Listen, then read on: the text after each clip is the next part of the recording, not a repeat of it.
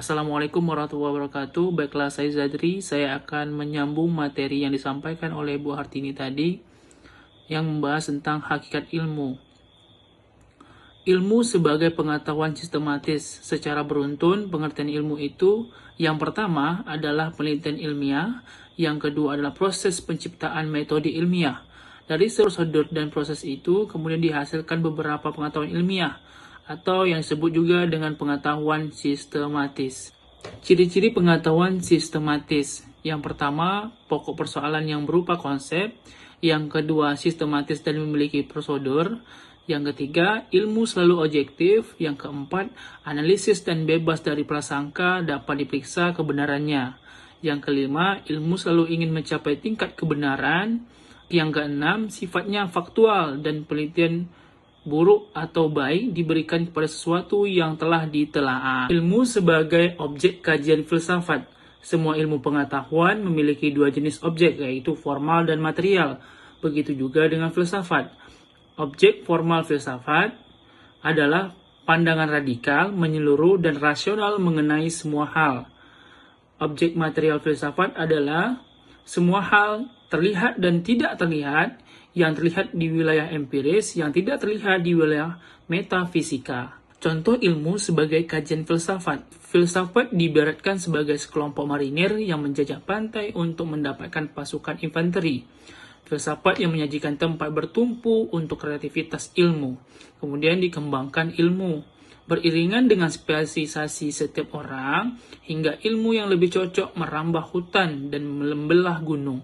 Kemudian, filsafat balik ke lautan untuk mengeksplorasi lebih jauh dan berspekulasi. Dasar-dasar ilmu terbagi menjadi tiga, yaitu epistemologi, ontologi, aksiologi. Ontologi membahas keadaan dan sifat akhir dari realitas. Oleh sebab itu dikatakan juga ilmu hakikat yang menggantungkan diri pada pengetahuan. Epistemologi merupakan cabang ilmu filsafat yang berhubungan dengan lingkup pengetahuan dan hakikat dasar dan pengadilan serta bertanggung jawab pada pengungkapan tentang pengetahuan yang dimiliki. Aksiologi adalah pembahasan tentang nilai, yakni suatu hal yang manusia miliki untuk mempertimbangkan berbagai hal mengenai penilaian. Dalam hal ini, nilai menunjukkan pada persoalan etika dan estetika. Persamaan dan perbedaan filsafat dengan ilmu. Persamaan memberikan arti tentang hubungan dari hal-hal yang dialami dan berusaha untuk melihat penyebabnya. Keduanya memiliki sistem dan metode. Keduanya harus memberikan sintesis, yaitu pemikiran. Keduanya melakukan pencarian, perumusan yang sebagus-bagusnya, melakukan penelitian objek dengan sangat lengkap hingga ke akar-akarnya.